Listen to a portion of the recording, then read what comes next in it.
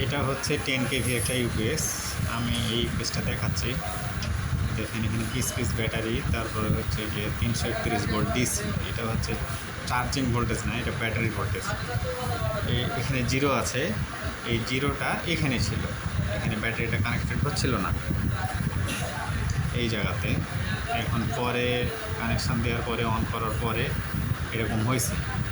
তো চার্জার সার্কিটে আমি কিছু কাজ করছি, যদিও চার্জার সার্কিটের আউটপুট মাপছিলাম ওইভাবে পাইনি।